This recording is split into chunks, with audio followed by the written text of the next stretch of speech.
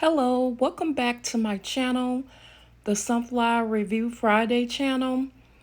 Thank you for coming to watch my videos. This is part 3 to the longer length video, so this is just the longer length video. So here they are. Also, to donate to my channel, here's my Cash App, the $ Sunflower Review with the number 8. That's if you like to donate to my channel. Thanks again. Here are the videos. Hello, welcome back to my channel, the Sunflower Review Friday channel. Today I'm excited about doing a review on the movie The Butterfly Effect. This movie was by request, so I'm excited about doing this movie. This movie is starring Ashton Kutcher as Evan Treborn, also starring Amy Smart as Kaylin Miller in the movie.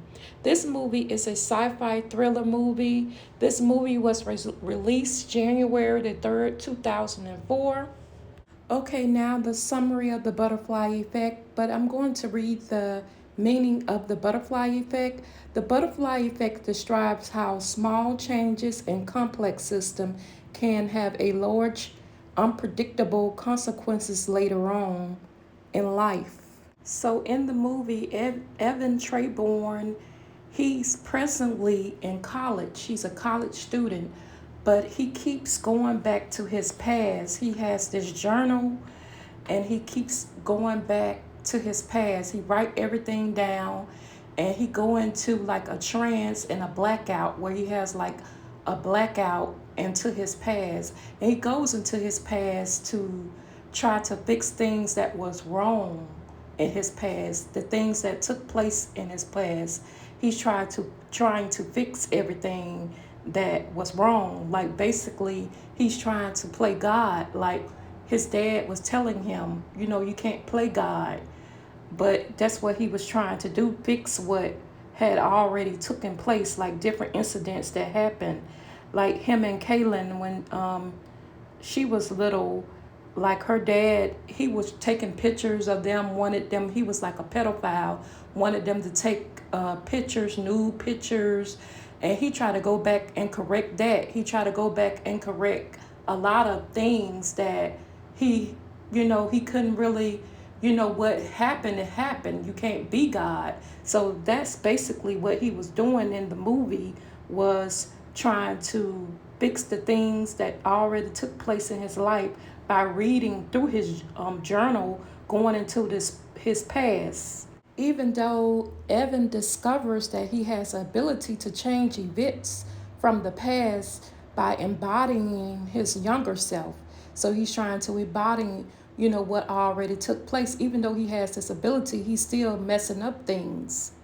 The lesson is small things matter. We are all connected to a bigger system. Choices can create a ripple effect that impacts our lives and those around us. See, he wasn't thinking about the people around him. Now I'm going to go into how I feel, my opinion about the butterfly effect, how I feel about a butterfly effect. Okay, my opinion of a butterfly effect. This is just my opinion in my head about a butterfly effect. It starts off like a baby, just like we as people, we start off as a baby and we grow. No matter how you start off, you're still growing and you still make mistakes in life.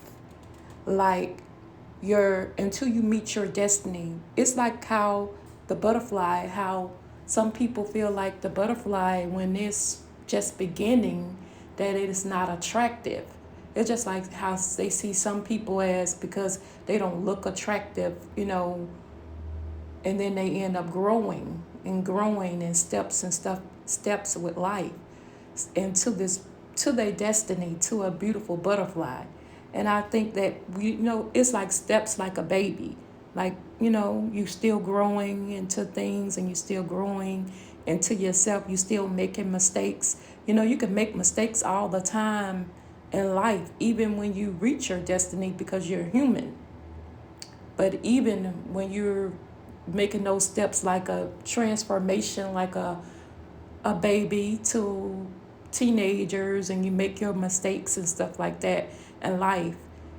And like I said before, like some people may think, like the caterpillar, a butterfly start off as a caterpillar and then it grows and it blossom into your destiny. So that's what I feel. That's my opinion of, in my mind, how I feel about a butterfly effect. You're still growing, and even when you reach your destiny, if you're human, you're still growing. Now, something that the lady said to Evan in the beginning of the movie, when they did like a reading on him, she was saying that he didn't have a lifeline when she looked at his hand. She told him that he didn't have a lifeline, that he was not supposed to be here, and that he didn't have a soul. So I thought that was strange in itself right there when she said that about him.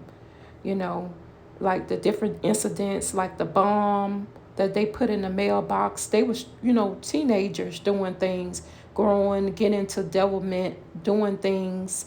They were teenagers, and then he was presently in college, but he still was affected about what happened with him when he was a child.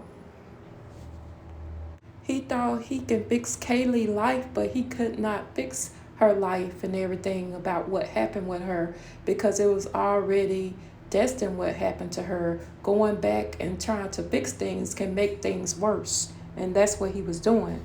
And some people believe that the butterfly effect is a personal growth, relationship, career path, events from the past that bleed into your presence, to your present life, events from the past that bleed into your present life. So that's all I have for now about the butterfly effect. I even said the meaning of it and gave my take on it. If I had to rate this movie, I really like this movie. I would give this movie 4 stars. It's a really good movie.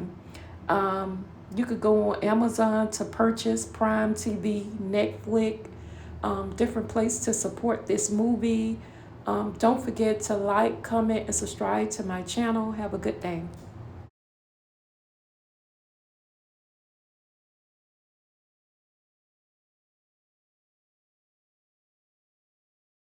Hello, welcome back to my channel, the Sunflower Review Friday channel.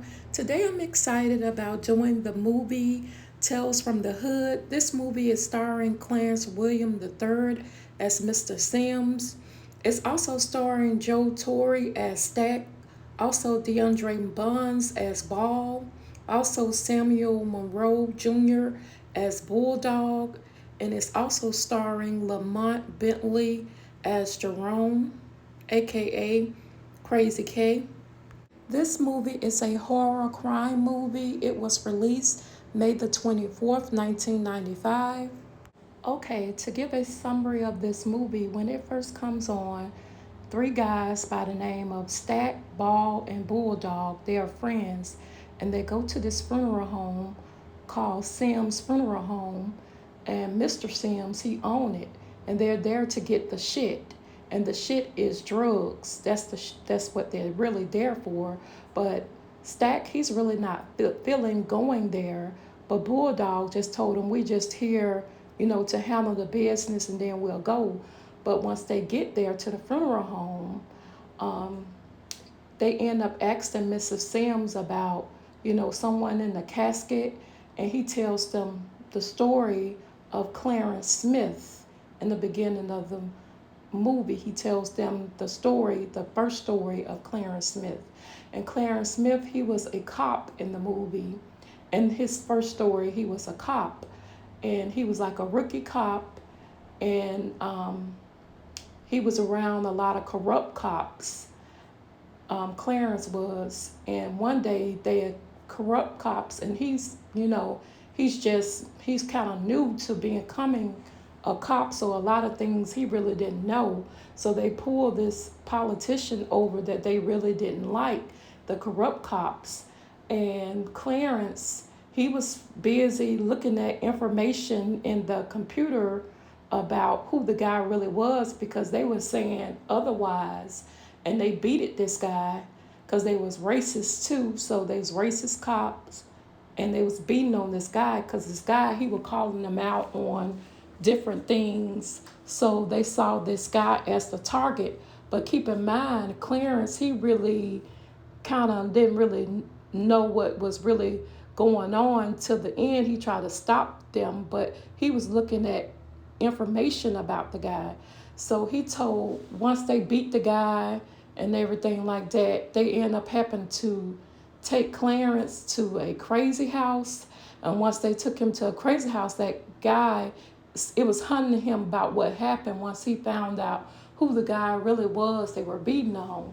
So it was really hunting him really bad. So he told him to go get them and bring them to the funeral, to where he was buried at, to his graveyard.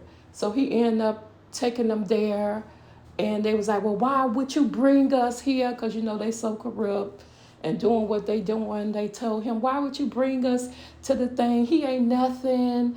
I think it was the anniversary of his death where he wanted Clarence to bring him there to the graveyard, to his graveyard. And they was like, oh, he ain't nothing. One of them had peed on his grave. And that's when that's when the politician grabbed them, and he ended up killing all of them. But he still was at a state of they end up sending him to, he got all of them, got revenge and killed all of the racist cops that did that to him.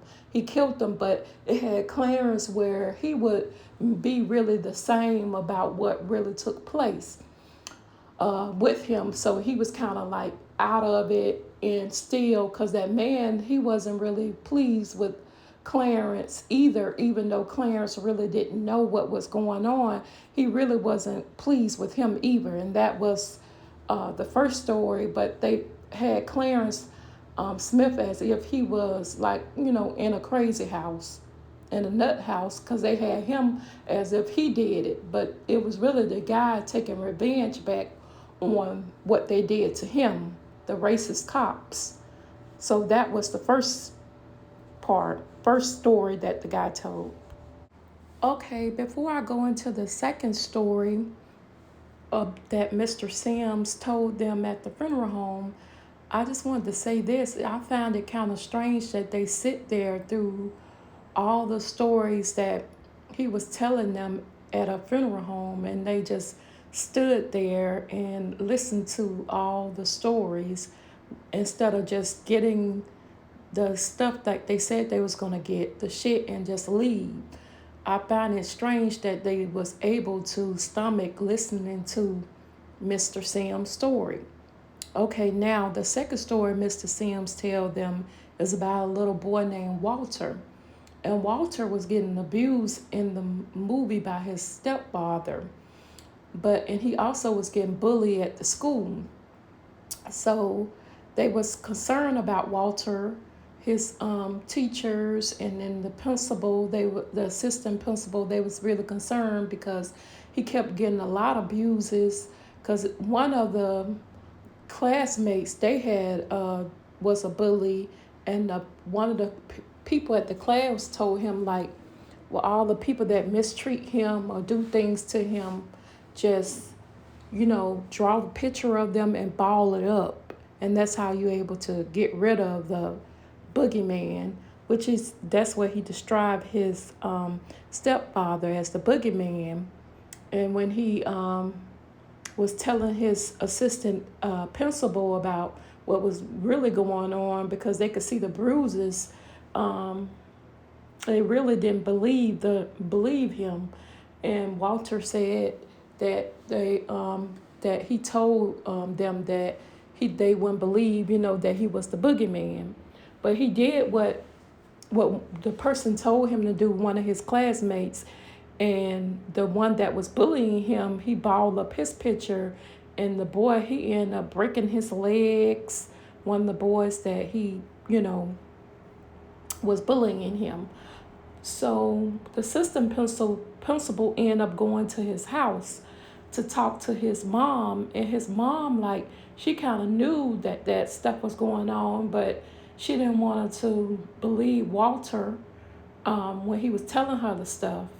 So the dad ended up coming home, the stepfather ended up coming home, and he was like, he showed him the picture that the little boy had showed him, and he drew him as a monster on the picture because that's what he turned into.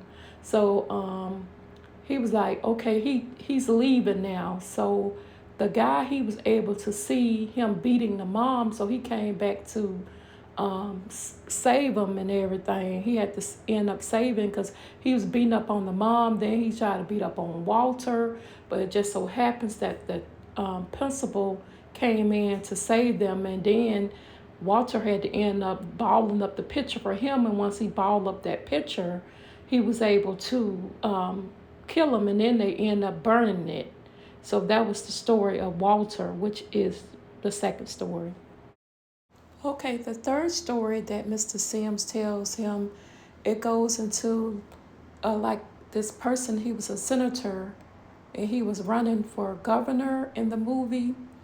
And then the house that he was living in, it was haunted with, because there was slave people that lived, it was like formerly a plantation that and it's like a picture that had like a lady with her children's, like an old lady with her children's, which was the dolls that she was like holding in her hands. And this person that was running for governor, senator, he was saying, well, with that picture, I'm going to, once I win and be able to do what I want to do, I'm just going to paint over it and get rid of it. And he had been warned, like the dolls didn't want him there. They didn't like him because he was racist. And he was like, I don't care what happened. I didn't do it. So one of the people that was helping him around the house was helping him, get his speech together. One of the dolls had tripped him, and that's how he died, because he was reviewing over the tape and he saw that the dolls, they was like unpleased with him being there. And he was like, he started, he was able to see the doll, and he was hearing noises, and it was really the dolls that was in the house hunting him. So he just started hitting. It got so bad because he grabbed the doll, then he shot at the doll, and he started hitting on that picture with the lady, and blood had came out of it and everything of the picture, because the house was, the plantation that he was living in, it was haunted, and he was warned to leave there because they didn't want him there, and they knew what he was. And then it got to a point where they were able to, the little dolls was able to take revenge and attack him. And that was that story. Okay, the fourth story that Mr. Sims tells them is about Jerome, aka Crazy K. And Crazy K was a gang member, and he had got into a shootout with a rival gang members, and he was rescued by the police, and he faces like a life sentence, and they placed him under Dr. Cushing, who runs a psychological rehabilitation program, and the goal was to cure Crazy K. But Crazy K, they were showing him different things. Really, they was working with his mind, and they showed him like different people that he had killed, like in his life, and he was trying to show, they was trying to break him and everything, but it didn't work with him. It didn't work with Crazy K. They was trying to, cure him, but he just got to the point where he just kept saying, I don't give a fuck. I don't give a fuck, like that. And it led him back to his killers.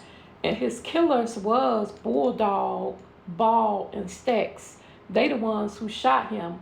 So when Mr. Sims tells them the story, they got really upset. And he tells them, this is not, ain't a funeral home. Welcome to hell.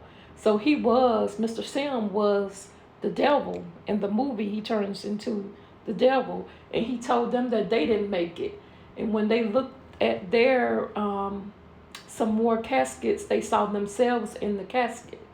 So I thought it was strange that they would even listen to this once they saw Crazy K in the casket, and that should make them run right there. But they couldn't run from the devil anyway. That was weird anyway, to sit through all those stories that he was telling till he showed them, and then he tells them where they're at. They're in hell, and they didn't even make it. And Mr. Sims also tells them that Crazy K homeboys, like weeks later, came back and got revenge on them. They shot Crazy K, and his um, friends came back and got them. So if I had to rate this movie, I would give this movie 5 stars with all the work and the stories in each one of these stories that Mr. Sims tell. It's a really good movie, and they said Spike Lee directed this movie. It's really good. If you like to support this movie, you can go on Prime TV to purchase it. If you like to collect, you can always go on Amazon to collect, but you can watch it on Prime TV. To purchase it, that's a way to rent it on Prime TV, Google Play. You could try places like that to support, or just go to Amazon. It's a really good movie.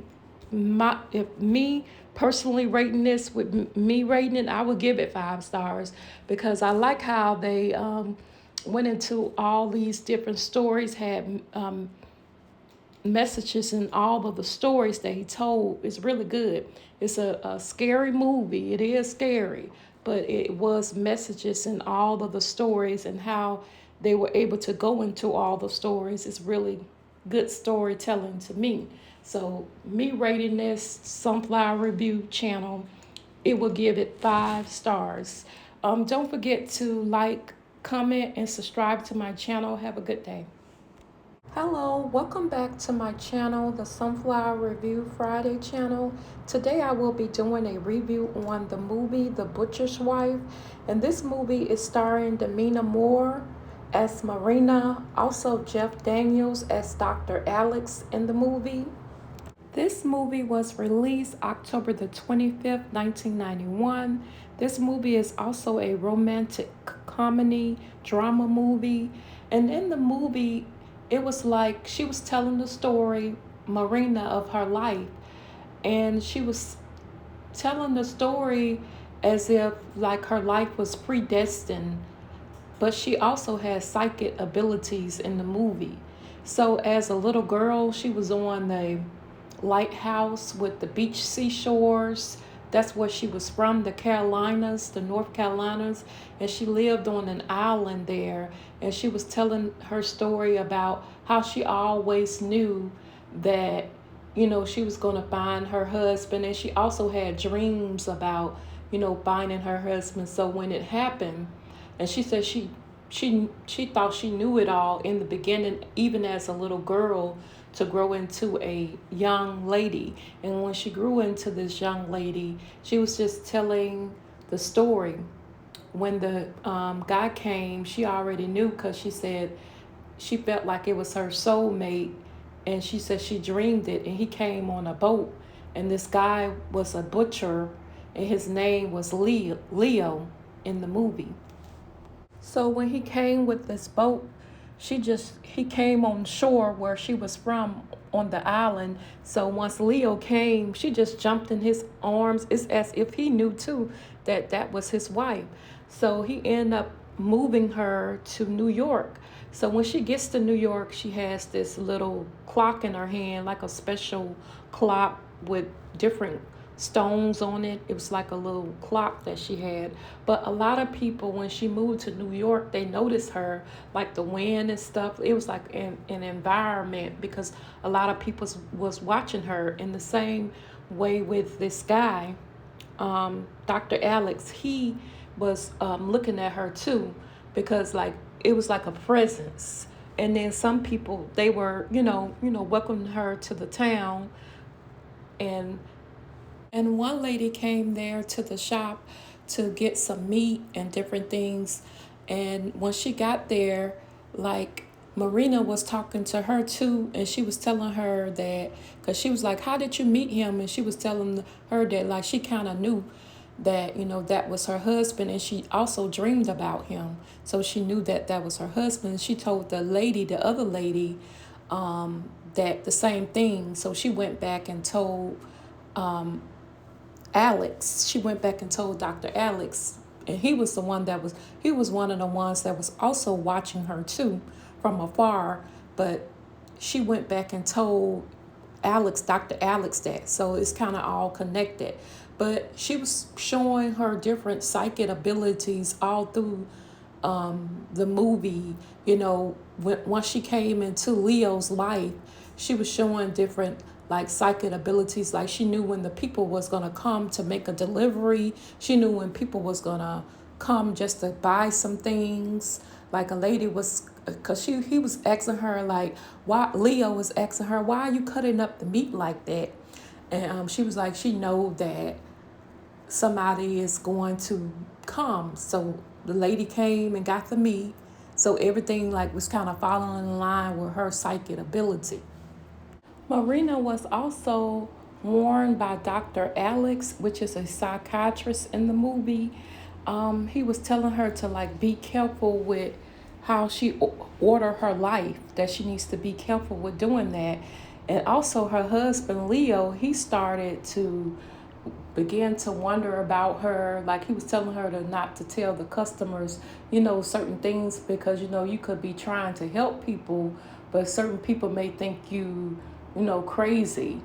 She had the ability of psychic ability, but I think a little bit alongside prophecy too, because you could have a gift in prophecy too, or kind of like a forerunner. But in this movie, she's a psychic, and he was warning her. And her husband, also Leo, wanted her to go see this psychiatrist. So she went to go see him in the movie. But in the movie, Marina also said destiny always work itself out in the movie. So if I had to rate this movie, I would give this movie 3 stars. It's a really good movie to check out. You could go on Prime TV to like if you like to rent it, and also if you like to purchase this movie, you can go on Amazon to purchase this movie. It's a really good movie. Um, Really good movie. Her destiny, like she's spoken to her destiny. I just like the environment of this movie, and I think it's well worth checking out. And this movie was a request, so I'm excited. I was excited to do this movie and to do this review on the movie. Like anytime I get requests, I'm so excited. So you guys, you can always comment if you want anything, like if you want to like a request or anything, you could put it. And I also have an email if you like to donate to my channel. It's the $ sunflower review with the number 8. The $ sunflower review with the number 8 to donate to my channel. Thanks again, because certain things with the movie, you don't want to say all of it. With a movie like this, you just don't want to, I want to give the viewers chance to like watch it all the way through. Because, I'm just giving you, what mainly what this movie was about. And it is a good movie. It's not any kind of whatever they were saying in the box office. This movie is worth checking out. It's worth purchasing. It's worth collecting. It's a really good movie. Hello, welcome back to my channel, the Sunflower Review Friday channel. Today I'm excited about doing the movie Mad Love. This movie is starring Drew Barrymore as Casey Roberts, also starring Chris O'Neill as Matt Leland in the movie. And this movie is a romance comedy. It was released May the 26th, 1995. This movie is also by request, so I'm excited about doing this movie. To give a summary of the movie, in the movie, Matt, he's looking through the telescope in the beginning of the movie. He has this telescope and he's a teenager, and he has this telescope. So he has this telescope, he's able to look outside and look at the stars. Then he hears a noise, and when you hear this noise, it's someone driving like their motorbike on the water. They driving like a little motorbike on top of the water, and that person is Casey. Casey is driving. They moved like across from them, across the lake from them. So they moved in, and she's driving, and he hears her.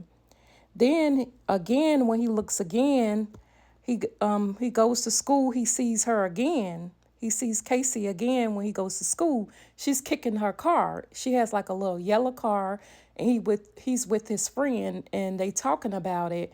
And she's new, and they both teenagers, but he's talking about it. And then she's kicking the car, and then she gets in the car. Then she waves her hand out of the car. Then he sees her again, Casey again. When he sees her again, she's inside of the library, and she's in this library. She left her notebook, so he was able to look through the notebook and see her name in the notebook. So he kind of knew her name was Casey. So he was trying to really see how to approach her.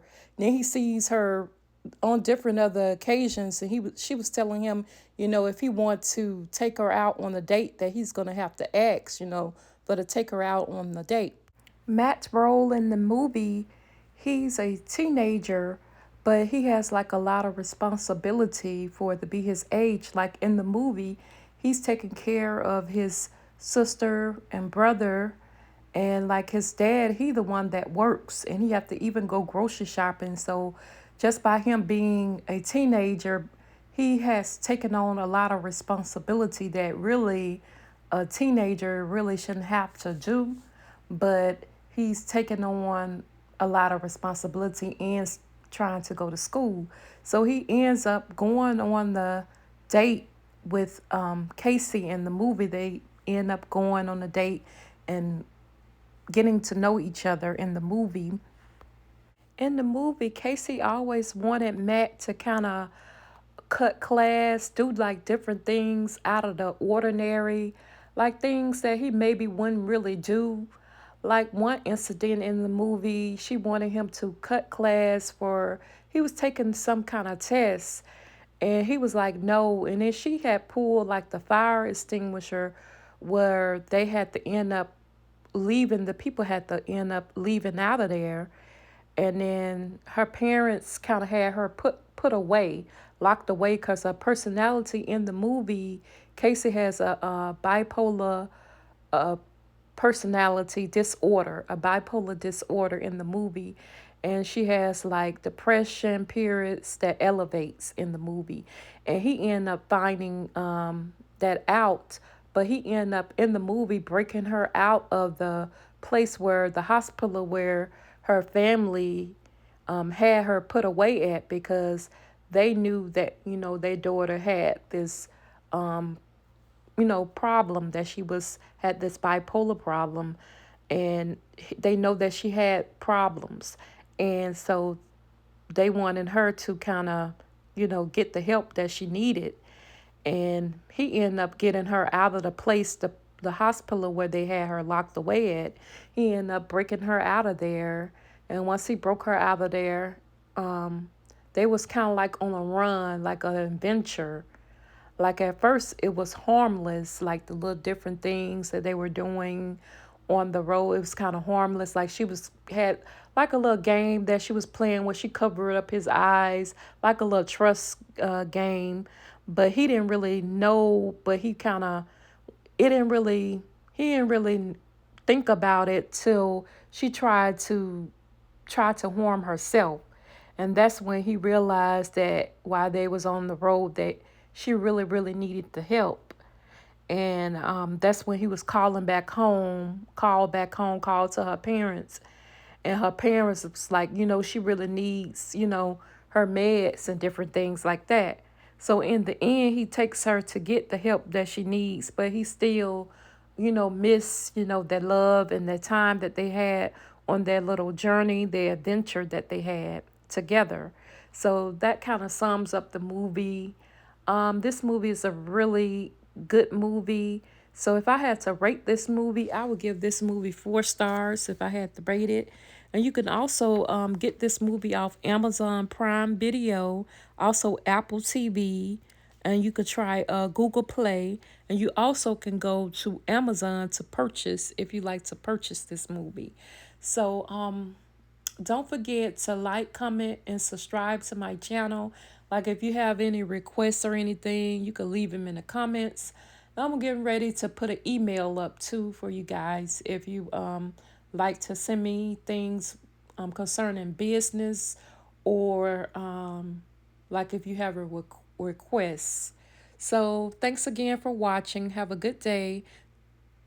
Hello, welcome back to my channel, the Sunflower Review Friday channel. Today I'm excited about doing a review on the movie The Final Destination Bloodline. This movie was by request, so I'm excited about doing this movie on The Final Destination. This movie came out May the 16th, 2025. This movie is also a horror mystery movie. And the movie is starring Tony Todd as William Bloodworth, aka they call him JB in the movie. Also, it starring Caitlin Santa Juna as Stephanie in the movie. So, to give a summary of this movie, it deals with a couple named Irish Campbell and Eric Campbell. So Eric, he's planning to propose to Irish Campbell. So he has her blindfold and he take her to this place called the Skyview. And the Skyview is a glass place. It's like a glass elevator. It is a glass elevator that reaches all the way up to the top of the sky where you can see, the sky view. So that's the reason why I call it the sky view. So he's planning on proposing to her, planning on proposing to Irish in the movie. So, but the guy, he act like he didn't see the reservation. So she just told him, we'll just go to the bar. So they just went to the bar. And when she went to the bar and everything like that and sat down, they just act normal. And then they end up going outside. And then she went to the restroom. When she went to the restroom, that's when she met the people that was performing, the lady that was performing with her little son. And the lady noticed that she was pregnant and everything. And she was like, at first she was going to try to deny it, but then she went on and told the lady, and she was like, if he going to be happy, it's, a blessing, for to be pregnant. So anyway, she went back outside with the Eric. So she went back outside with him, and then he ended up proposing to him, her, and she accepted it and everything and then she told him us. So he was like really happy because she was going to have a baby. So then this little boy who had like a little penny and he was throwing it. And then the guy was like, don't throw the penny and everything. But the little boy, he was really hard-headed and he threw it anyway. So the penny got stuck in the fan, and that's what caused all the commotion inside the place where people was falling to their death because of, that happened with it started with the penny. So Irish, she had the premonition of everything. So she saw it, a glimpse of death before it took place. So when she saw the glimpse of death before it took place, she wants to she did stop everything. She stopped it from happening, but it was predestined to happen and she stopped it. So, which leads to years later, her granddaughter, Stephanie, she has a vision about the Skyview. So she goes and asks her family because she was in college and then she had like a outburst there. And then she went and asked her family about, what took place, like asking about, her grandmother, Irish, because she had things. So she ended up finding the information that she needed. And then she ended up finding where her grandma stayed, Irish. And her grandma stayed in like a off area from everybody else, like a cabin. And when she went there, the house was very protected. So she was like asking, what she was doing there, just to protect herself. But she got to talking to her grandmother, and her grandmother ended up giving her this book, a book about, death. She was telling her about what happened, that she had a glimpse of a premonition of death, and that she stopped it. And so she was telling her, because it was coming from her, the spirit was coming for her because she left up out of that house. So she was gave her granddaughter the book. So Stephanie, she was trying to, because her grandma got killed right in front of her, because I think she was never supposed to leave that house. So she was protected at that house where she stayed at. And she said she stayed there for years. And when she and stuff like that. She stayed out there for years in the house. But when Stephanie came, she was like, seeing is believing. She was telling her all about the story and how she, had that premonition, but she was telling her all about that, death was coming for their family. And she was telling her like all about everything that took place. So she was trying to warn her family about different things about in the book, because her grandma Irish had like everything set up in the book about what can happen with the family. And she was trying to get to them to warn them, but to me, by watching the movie and everything, like, for them to be warned by stuff, they was like very careless.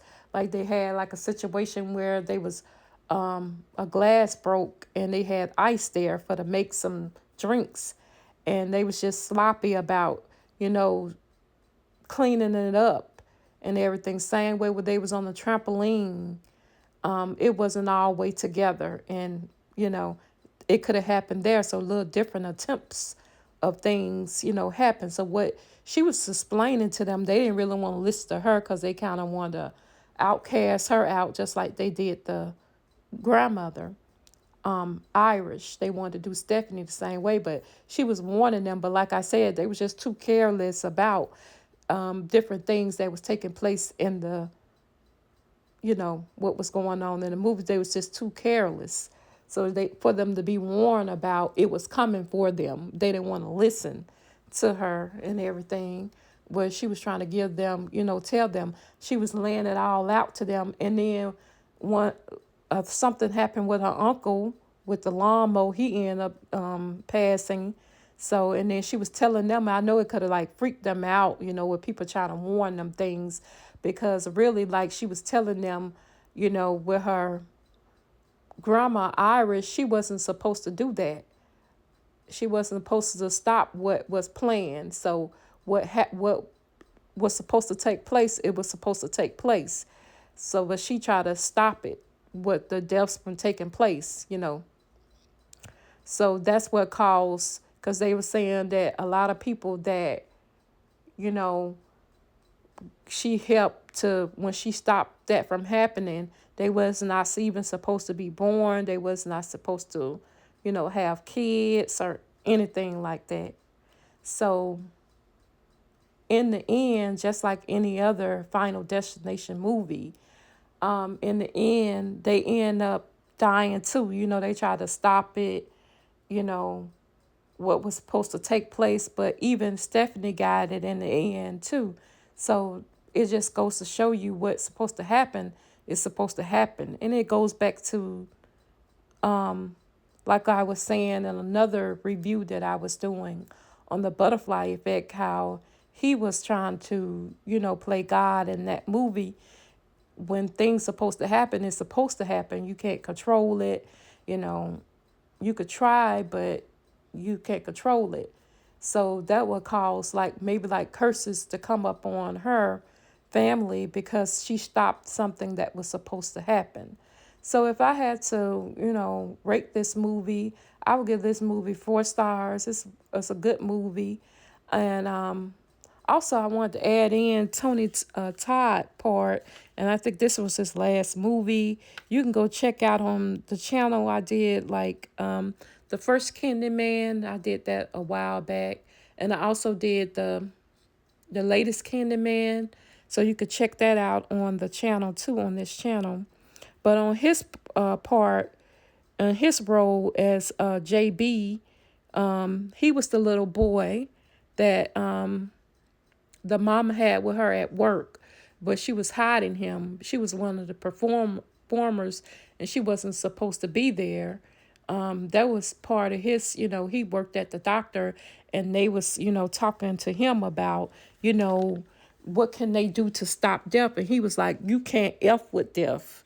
Whatever's going to happen is going to happen. You say you have to die like flatline die and they bring you back, maybe you'll have a chance. Because once they saw these things were happening, some people, they was trying to go with Stephanie to try to, try to prevent it or see what they could do to stop what was going to already take place. But he told them that, if you have to flatline, die, and then somebody bring you back. But he was telling them he was tired in the movie, like he wasn't trying to, do it. So, like I said, I already rated this movie. You could get it off Prime TV, HBO Max. It's different ways to support this movie. So that's all I have. Don't forget to like, comment, and subscribe to my channel. Have a good day.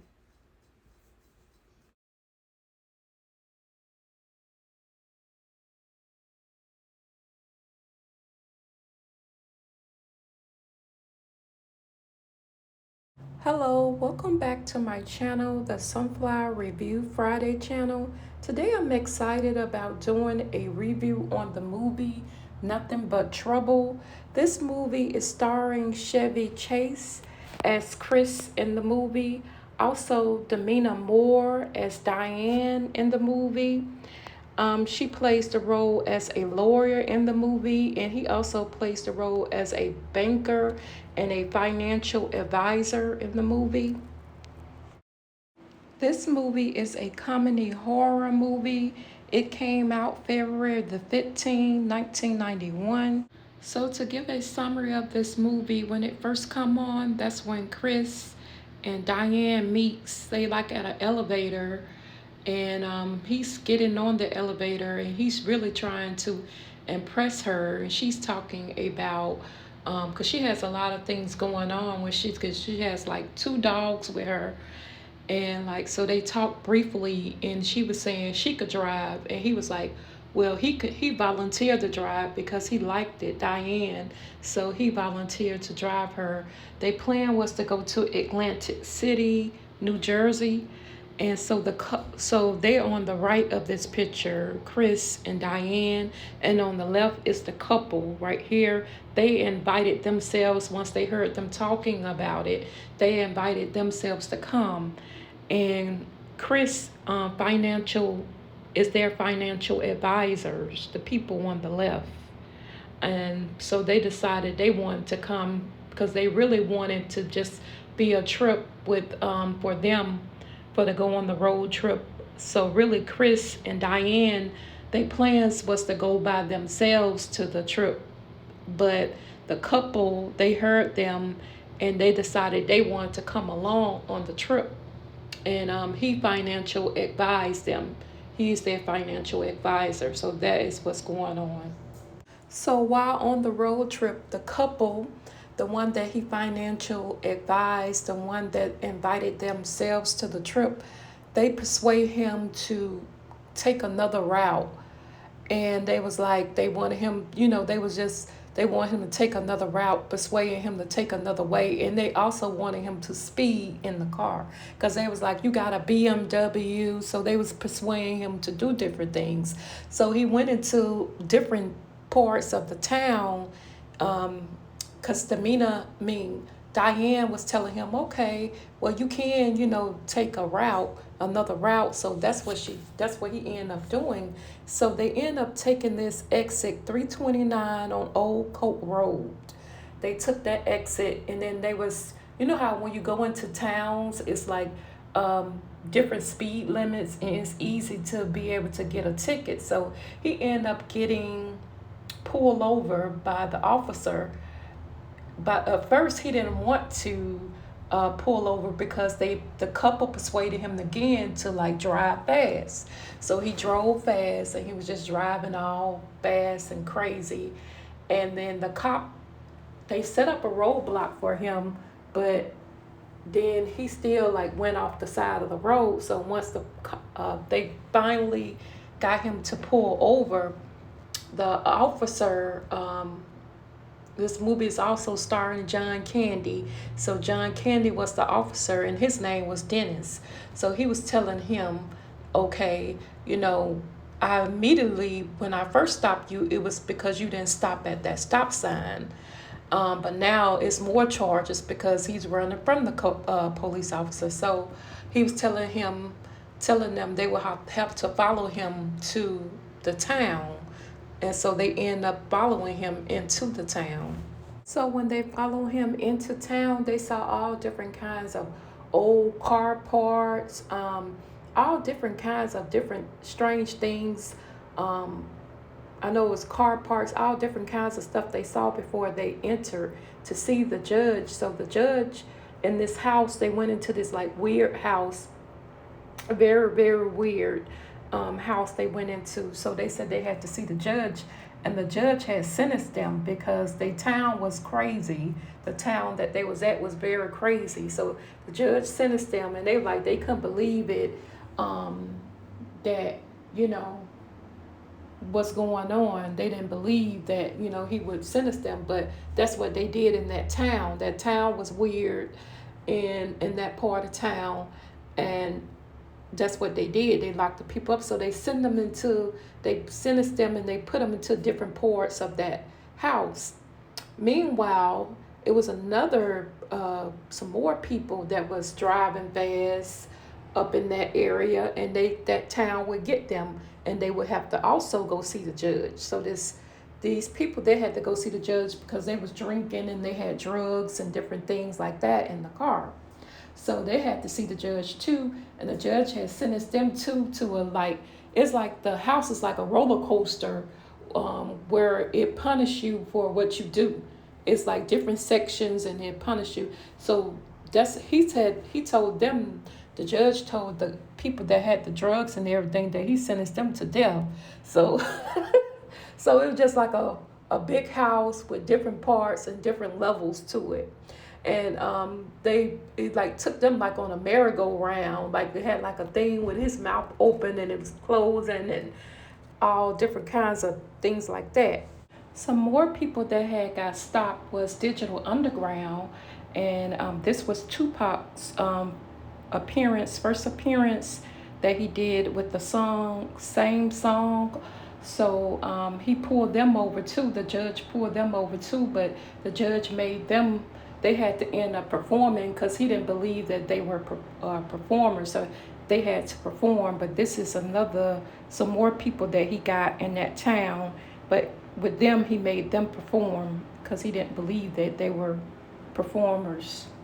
Also in the movie, once they got to the house, Chris and Diane, once they got to the house, the people that they were financial advising, they told him that he was fired because, you know, but even though it was their idea anyway to go on this trip, they wanted to, they tell him that he's fired, but they end up, you know, leaving from that town, but some still mysterious things was going on, you know, around it because they end up getting away in the end, but some still mysterious things was going on with Chris in the movie.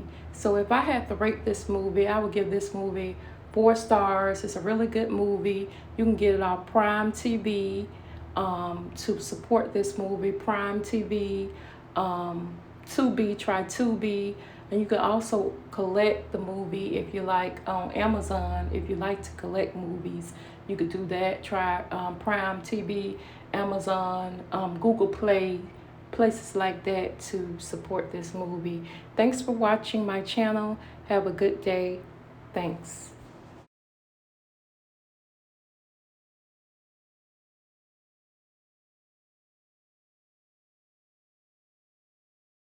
Hello, welcome back to my channel, the Sunflower Review Friday channel. Today I'm excited about doing the movie Uncle Buck. This movie is starring John Candy as Uncle Buck, also starring Macaulay Culkin as Miles in the movie. And this movie is a comedy family movie, and it also was released August 16, 1989. So to give a summary of this movie, in the beginning of this movie, Buck, he gets a phone call from his brother Bob. His brother Bob needed his help because they had to leave their three children's because Cindy's father had had a heart attack. And their three children name was Miles, which is the little boy, and he's about 6 or 7 in the movie. And Macy, she's about around 5 or yeah, about 5. And the daughter, she's about the teenager. Her name is Tia, and she's about 15 in the movie. So they needed Buck to watch the children's, but Cindy, she had like bringing up all different things. She didn't think he was a good pick because of the fact that he wasn't married yet and he didn't have children's, and because of his lifestyle of drinking, she thought that he wouldn't be a good pick, which that was besides the point. His brother thought he was a good pick, but Sydney, she was kind of doubting it. But Buck, it turns out Buck, he was the perfect fit for it. He may have had to learn how to do the things around the house, but he was a good fit for what was going on and taking place because they had to leave and they couldn't find nobody but him. So he did have a life too because he left his life. He was engaged to Shanice in the movie. He was engaged, so he did have things going on, and he had to stop what he was doing to come help family.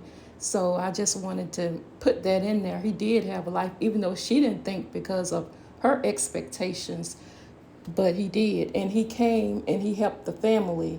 Um, the the teenage girl Tia in the movie, like she was even being smart with her mom in the movie, and she was trying to be give him hell when he came to, help them out. But Buck, he had put her in a place each time. He had to put her and let her know that she was the child and he was the adult. So she tried to drink coffee and dictate different things that he did, but she had to be put in her place. And with him, she was put in her place. And like he was trying to tell her different things, just like he told his niece Tia that her boyfriend Bug wasn't any good. He told her that, and she didn't listen to him, but it turns out that he was right about the guy. And he had to do a lot of things. He had to go to the principal office for his little 5-year-old niece, the other niece, Macy, because the principal felt like she was a dreamer. And, he was like, he wouldn't have it any other way because, she's a child. And he had to put, her in her place. So, he just, found his way around, even though he had asked his sister questions about different things, like when she feed the dog, and because he thought the dog had to get fed like 5 times, but she was telling him, he only get fed one time. So, he just had to, find his way on doing things, even by like even with him doing it his way around the house, like him, with he couldn't work the washing machine, so he just put the stuff in the microwave and did it his way. He made a bit not good with that, but he was learning. But he was good, with protecting them and making sure that they were all right in the movie. It's a really good movie, and if I had to rate this movie, I would give this movie 4 stars. It's a really good movie to check out. You can, if you like to collect, you can get this off Amazon to collect. This movie, you can collect it off Amazon or Prime TV, or you can even just check different places. I know you can get it off Amazon and Prime TV. You can watch it to rent and check Netflix to watch too. Don't forget to like, comment, and subscribe to my channel. And I also wanted to say rest in peace to John Candy. He's such a good actor. And this movie is by request, so I'm going to check out some more John Candy movies. I'm going to be checking that out. This was really good. Good family comedy movie. Thanks again. Have a good day. I also wanted to say this is like one of my favorite scenes in the movie with Miles, like what he did for his birthday, where he made that big old pancake. This was like one of my favorite scenes in the movie, his celebration for Miles. And one thing about him and Miles' role in the movie, like Miles just asked him all of the things he needed to ask him as his nephew. He just went on and asked his uncle everything. But with Tia, she was just being a teenager that, kind of had to be put in a place like I was saying earlier about her for